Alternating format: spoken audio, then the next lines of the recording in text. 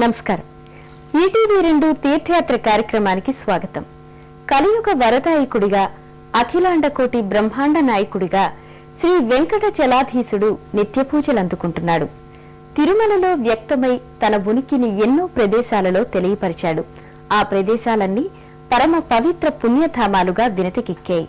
ఆ నేపథ్యంలోనిదే హైదరాబాద్ ఉప్పల్ ప్రాంతంలోని కరిగిరి శ్రీ వెంకటేశ్వర స్వామివారి దేవస్థానం.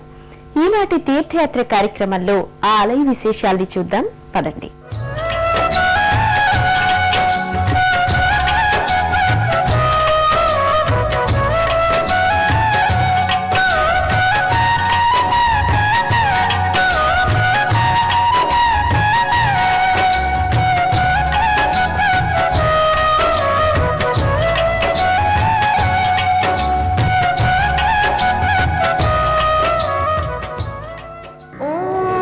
वेंकटेशाय विद्महे श्रीनिवासाय धीमहि तन्नो विष्णु प्रचोदयात्.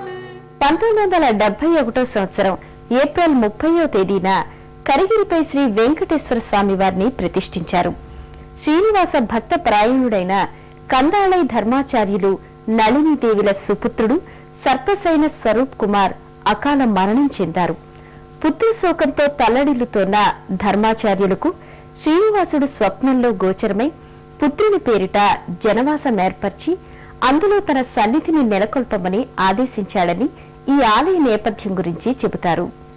అంతర్యామిగా సర్వవ్యాపకమై ఉన్న అర్చారూపకంగా స్వామి తిరుమలపైనే కాక ఎన్నో ప్రదేశాలలో వ్యక్తమయ్యాడు. ఆ సన్నిధానాలన్నీ పరమ పునీత దివ్య క్షేత్రాలుగా అలరారుతున్నాయి. ఆ నేపథ్యంలోనిదే హైదరాబాద్ ఉప్పల్ ప్రాంతంలో స్వరూప్ నగర్లో నెలకొన్న శ్రీ కరిగిరి వెంకటేశ్వర స్వామి దేవస్థానం. కరిగిరి అనగా ఏనుగు కొండ అని అర్థం. ఒకప్పుడు ఈ ఆలయం నిర్మాణం జరగకముందు ఈ ప్రాంతంలో ఏనుగు ఆకారంలో 3 భారీ శిలలున్నాయి. అందువల్ల ఈ ప్రాంతానికి కరిగిరి అనే నామం స్థిరపడింది.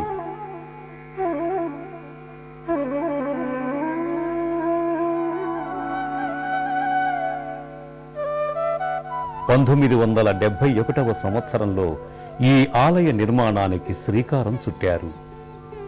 వాల్మీకి శోకం నుంచి శ్లోకం ఆవిర్భవించినట్టుగా శ్రీనివాస భక్తుడైన శ్రీమాన్ ధర్మాచార్యుల శోకం నుంచి ఇంతటి దివ్య ఆధ్యాత్మిక ధామం ఆవిర్భవించింది.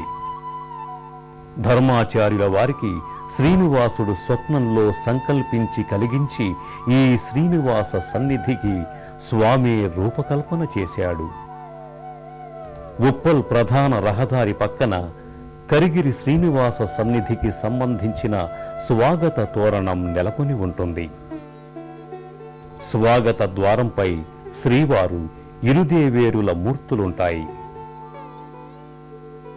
వీరికి ఇరువైపులా గరుత్మంతుడు, తుంబురుడు, నారదుడు, ఆంజనేయ స్వామి మూర్తులుంటాయి. ఈ ద్వారం గుండా భక్తులు కరిగిరి వెంకటేశ్వరుని సన్నిధికి చేరుకుంటారు. కరిగిరి వెంకటేశ్వర స్వామి దేవస్థానం ముందు 3 అంతస్తులతో కూడిన రాజగోపురం నెలకొని ఉంటుంది. దీనిపై పంచకలశాలుంటాయి.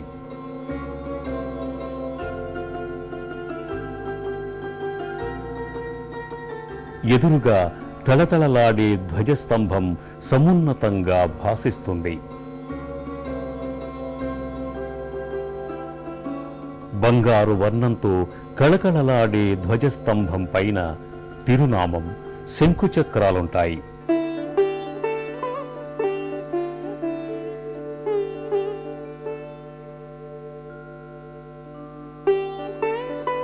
ధ్వజస్తంభ పీఠం దగ్గర గరుడాళ్వార్ సన్నిధి ఉంటుంది.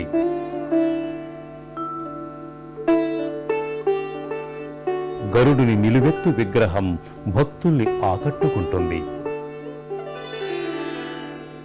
ప్రధాన ఆలయ ప్రవేశ ద్వారానికి ఇరువైపులా గజరాజమూర్తులుంటాయి. గోపురం ముంగిట ఉన్న మెట్ల మార్గం ద్వారా భక్తులు ఆలయ లోగిలిలోకి ప్రవేశిస్తారు.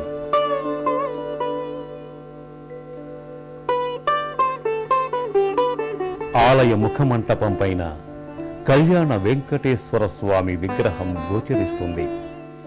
పద్మావతీదేవిని పరిణయమాడే శ్రీనివాసుని విగ్రహ సౌందర్యం ఆకట్టుకుంటుంది. ఈ మూర్తులకు ఇరువైపులా అమ్మవార్ల మూర్తులుంటాయి.